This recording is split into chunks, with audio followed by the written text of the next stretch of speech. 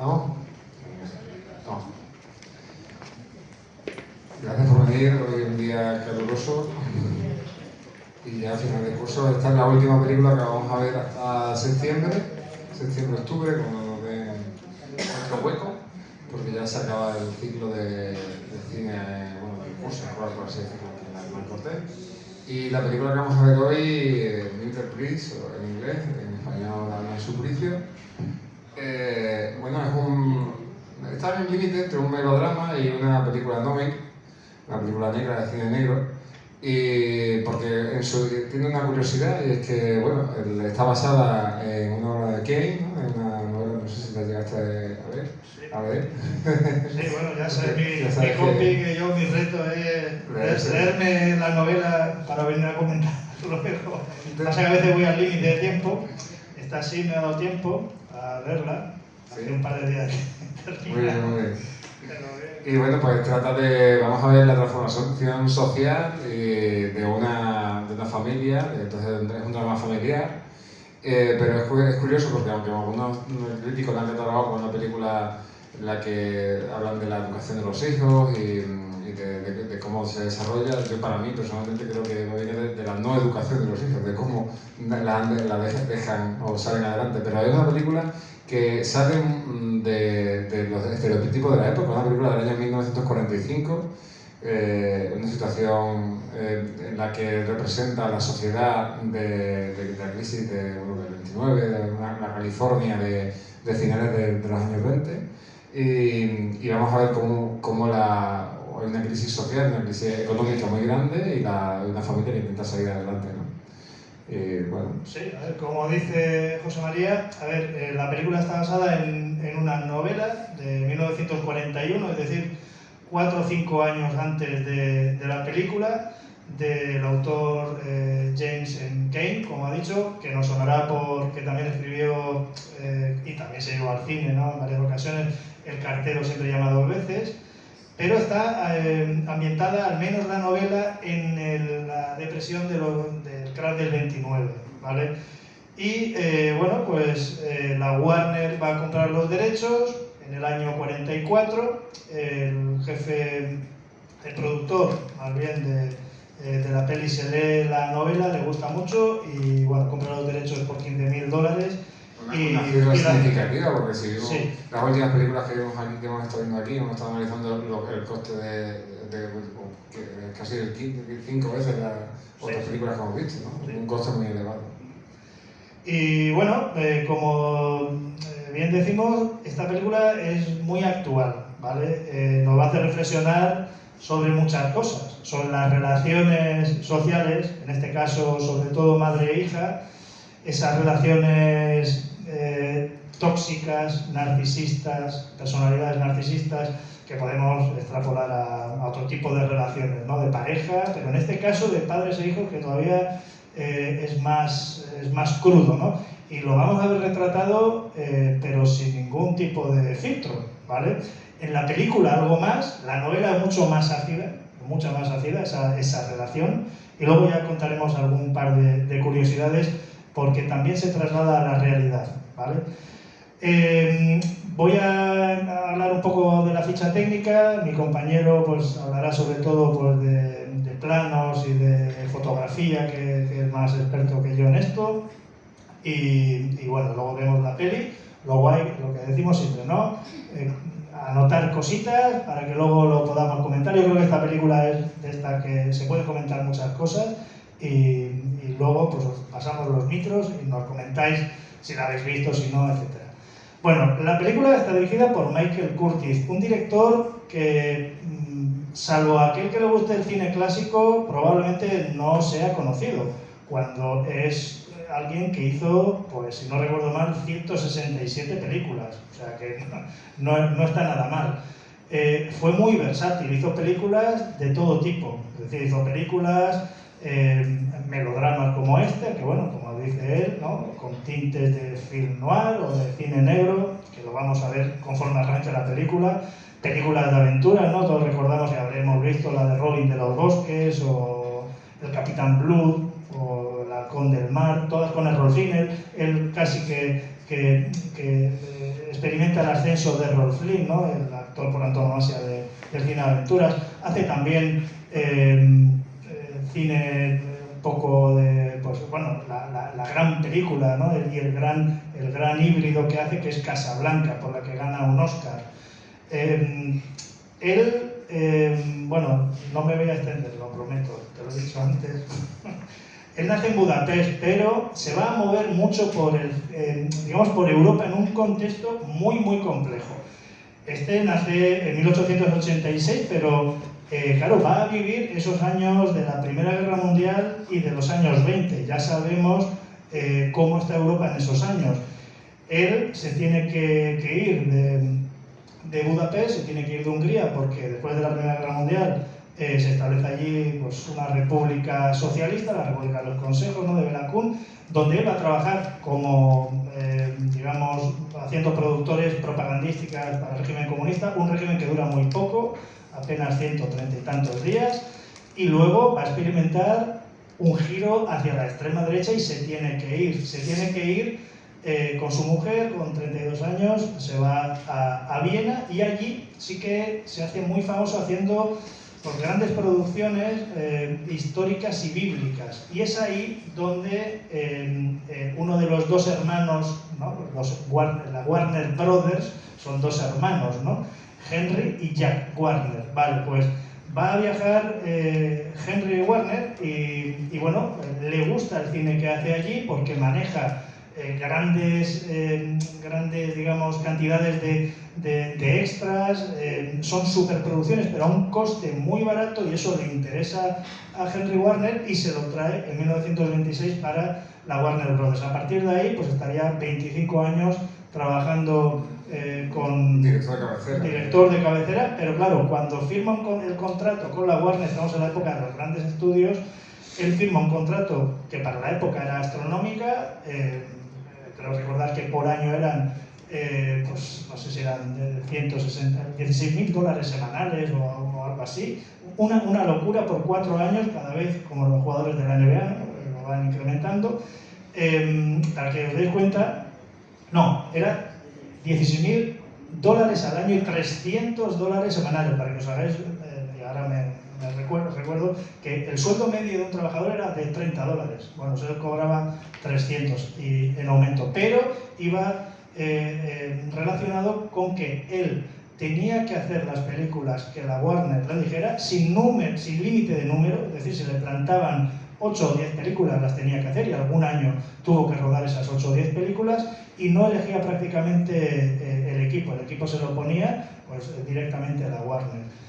Él, a lo largo de su carrera, fue no tan reconocido como después sí que lo ha sido. A lo largo de su carrera tuvo 6 nominaciones, en esta no estuvo ni siquiera nominado, ganó el Oscar por Casablanca hacía pues, un par de años. Y lo interesante de su estilo, y lo vais a ver en la película, son básicamente 3 cosas. En primer lugar, el ritmo que va a imprimir a una novela que si se trasladara tal cual al cine, pues sería mucho más lento y mucho más denso. Que eso ya se hizo en 2011. Hay una serie que la hace Kate Winslet, aquella chica que hace Titanic, ¿no? Por la cual ganó varios premios Emmy, y sí que es mucho más fiel a la novela, pero claro, es una serie mucho más densa. Esta película, sin embargo, exactamente, es más dinámica, o sea, es la primera gran característica, el dinamismo que le imprime, los grandes, digamos, movimientos de grúa con la cámara. En segundo lugar, va a mezclar, en este caso, va a mezclar el melodrama con el thriller policíaco, cine negro, ¿vale? Y, bueno, no sé. Bueno, simplemente que ese aspecto no es algo que no estaba en la novela, y es que hemos hablado otras veces aquí del código Hays, de la censura, y bueno, iremos viendo, bueno, quien no lo haya visto, iremos viendo que se buscaba un castigo a un estilo de vida que vamos a ver representado, y entonces digamos que bueno, el asesinato, que es la primera escena que tiene la película, tampoco voy a contar nada que no veamos pronto, pues fue algo impuesto por el Código Hays, porque había que castigar a ese personaje que va a fallecer o va a ser asesinado al principio de la película. Y eso es algo que no viene en la película. Eso hace que tengamos una voz en off que vaya guiando nuestra película, que vaya guiando toda la historia, que le da ese dinamismo y que es también algo más del cine negro que del cine de un melodrama.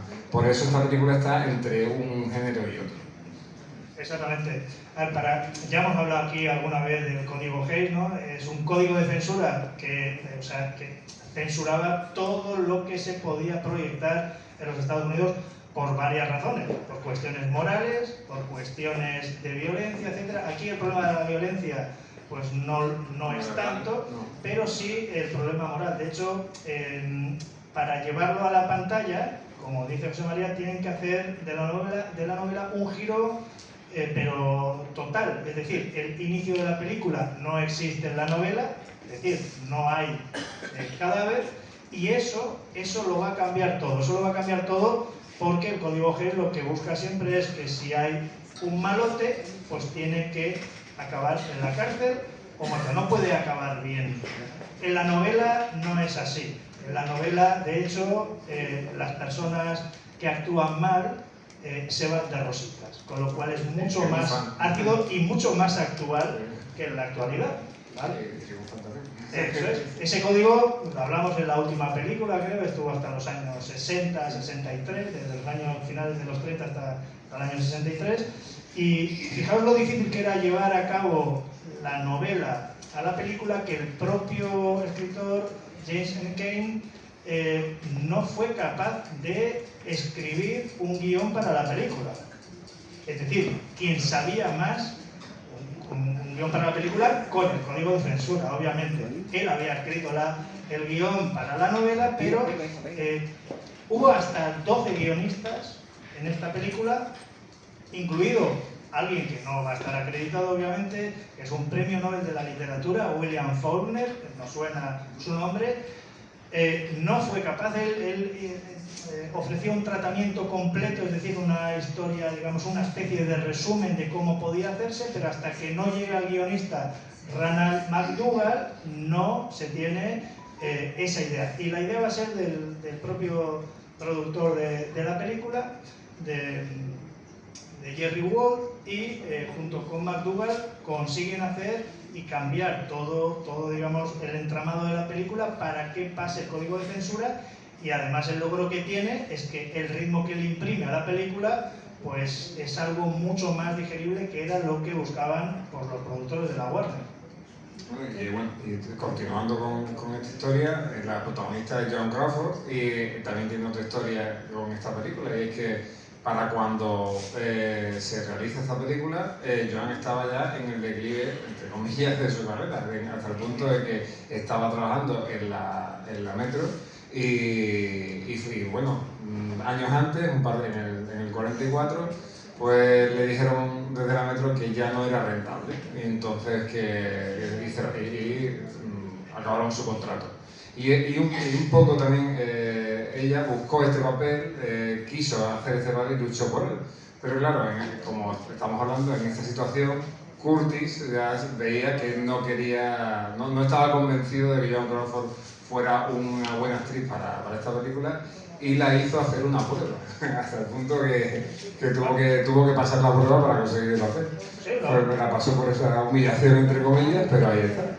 Lo consensuaron los dos, pero sí, Joan Crawford, después de ser la estrella por antonomasia, llevaba 18 años en la Metro Goldwyn Mayer, no era muy mayor, tenía, cuando hace esta película, 38 años, pero claro, a la Metro Goldwyn Mayer iban incorporándose nuevas estrellas, más jóvenes, no diría que más guapas, porque Joan Crawford es muy guapa, pero claro, empezaron a hacerle una especie de bullying, ¿no? de estudio, porque iban encasillando en papeles que no destacaba, y claro, ahí tenía, pues empieza Norma Shearer o Greer Garson, comienzan a darle más papeles a ellas, y ella se viene más en papeles que no, y claro, como eran por estudio tenía que hacerlas, estaba firmado su contrato, ella decide finalmente rescindir el contrato, llegan a un acuerdo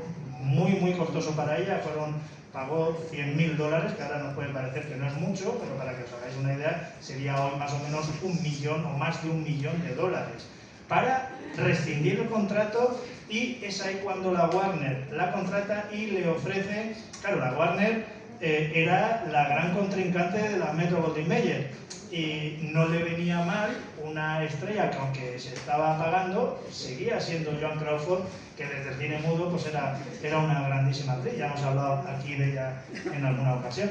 Lo que dice él, Michael Curtiz no la quería ni en pintura. Buscaron de hecho a otras actrices del estudio. Pensaron en Barbara Stanwyck, que era la estrella de la Warner hasta ese momento, Bette Davis también. Ya proyectamos una peli y el pique que tenían Bette Davis y Joan Crawford, ¿no? Pero Bette Davis la rechazó porque no quería hacer de un papel con hijas y tal que pareciera que le hacía mayor, ¿no?, al personaje. Esto lo comentamos en aquella película, porque lo rechazó, y este año fue con la que Joan Crawford ganó el Oscar.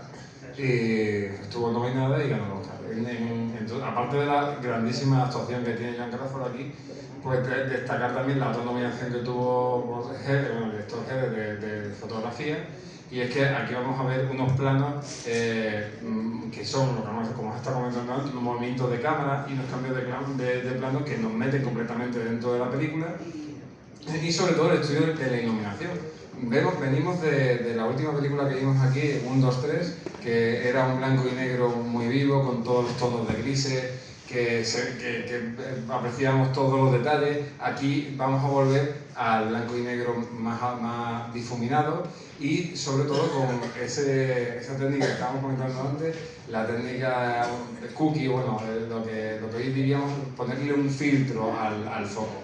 Vamos a ver sombras y movimientos de sombras que realmente no hay nada que se mueva. Lo que realmente va a haber es un filtro que le ponen a los focos, delante de los focos, y ellos van a hacer unos movimientos de esas sombras y nos van a generar esa opresión. Vamos a ver, luego, después de la película lo comentamos, nos van a intentar meter dentro de una cárcel con la opresión que tienen los protagonistas, pues con sombras de esos movimientos de personas venecianas, o esa situación más opresiva de blanco y negro que se consigue solo con este tipo de iluminación. Exactamente, o sea, el equipo que tiene aquí la Warner es de lo mejor que hay. O sea, Ernest Haller había trabajado ya en muy buenas películas, y junto con Michael Curtiz, que siendo joven se había ido a Dinamarca a experimentar con el tema de la luz, y claro, anterior a esta forma de hacer cine, se rodaba siempre de día. De tal manera que esos juegos de luces y sombras dentro de un set no existían. Los techos eran de cristal y se rodaba o se hacía al aire libre o se hacían en set siempre de día. Cuando viene esta revolución, Michael Curtiz está allí en la productora Nordic Films, se trae esta idea que ya había trabajado el expresionismo alemán, y junto con Ernest Haller, pues vamos a ver, yo os pido que os fijéis sobre todo en las luces y las sombras que vamos a ver, y luego lo comentamos, porque no están puestas así porque sí. Fijaos a quién le dan más luz, a quién menos, o qué objetos, o qué lugares más oscuros o más claros. Todo está perfectamente medido, ¿vale? Vamos a ver sets que, hay un chalet de Malibu donde ocurre gran parte de la película, y lo vamos a ver en diferentes partes de la historia, iluminado de manera diferente, transmitiéndonos sensaciones completamente diferentes, y eso es lo que hace que tenga esa profundidad.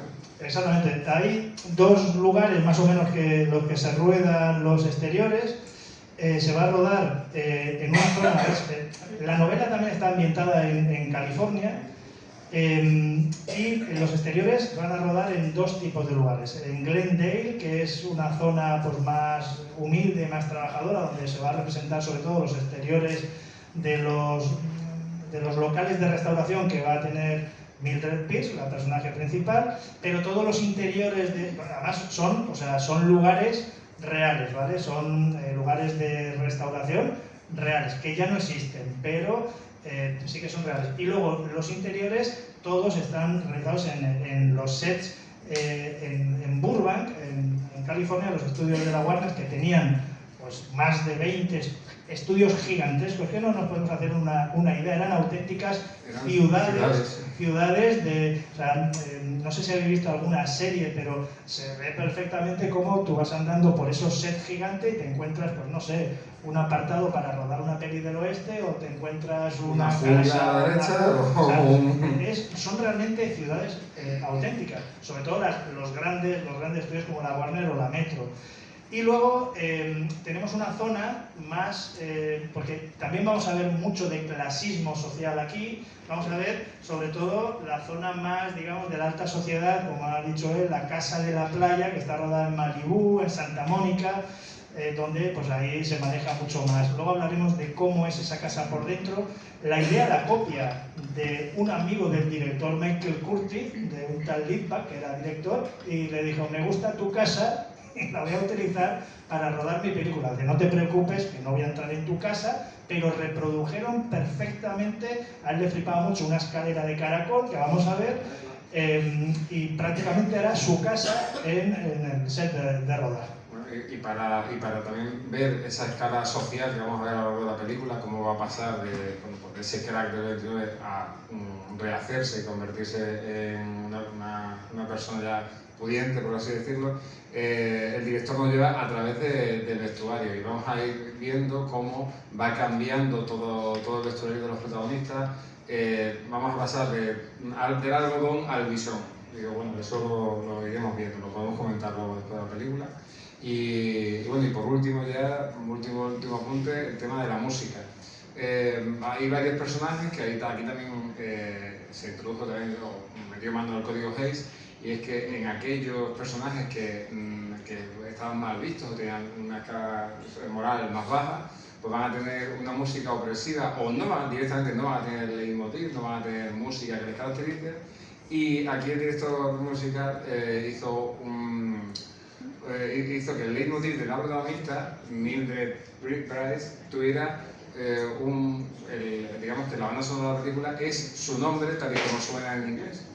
Y con 3 notas. Una tradición fonética. Sí, fonética, ¿no? con 3 notas, la bemol, do y re bemol, hizo Mildred Price. Entonces, eso es la música de la película. Y va a estar sonando todo el rato. Bueno, el último punto. Este director de música de la banda sonora es otro icono del cine, Max Steiner, que hizo más de 300 películas.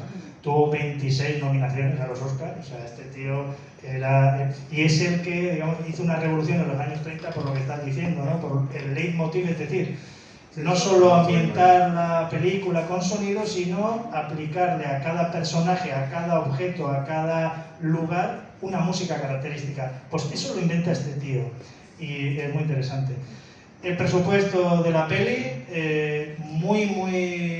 bastante discreto, porque estábamos en la Segunda Guerra Mundial, ¿no? Por el momento, pero... 1.400.000. Sí, 1.400.000, no llega a 1,5 millones, pero recauda pues 5.638.000 dólares, así, o sea, una barbaridad. Premios: tienen 6 nominaciones a los Oscars. El gran olvido es el director, que no está ni siquiera nominado al Oscar. Se lleva un Oscar, Joan Crawford, ¿vale? Pero estuvieron nominados la fotografía, los 2 actores de reparto, que serían Anne Blyth, la niña que con 16 años nos hace esta maravilla de película, que es un personaje central, es la hija de Joan Crawford, y también se lleva la nominación el que hace de Monte Dragon, digamos el gigoló, ¿no?, de la peli, y ya está. Aquel año se llevó sobre todo un montón de premios, la de Días sin huella, la película que al final siempre se nos va el título cuando hablamos de Días sin huella, y ganó el Oscar también Ray Milland por ese pues, alcohólico, ¿no?, cómo se degrada, ¿no?, el tema. Y nada, nosotros esperemos que os guste la peli y luego pues comentamos lo que más os interese. Luego comentamos algunas anécdotas. Muchas gracias.